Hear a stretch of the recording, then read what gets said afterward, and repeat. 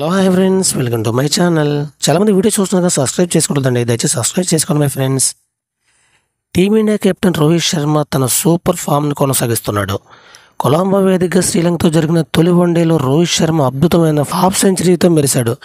47 బంతులు ఎదుర్కొని బ్యాట్స్మెన్ 7 4లు 3 6లతో 58 పరుగులు చేశాడు. ఈ క్రమంలో పలు అరుదైన రికార్డులను రోహిత్ శర్మ తన పేరిట ఎక్కించుకున్నాడు.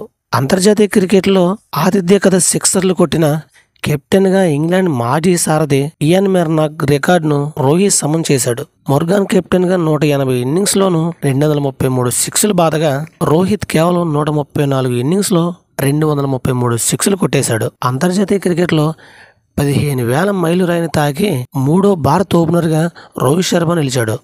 రోహిత్ శర్మ ఇప్పటి వరకు ఓపెనర్గా 352 ఇన్నింగ్స్లో 15,035 పరుగులు చేశాడు.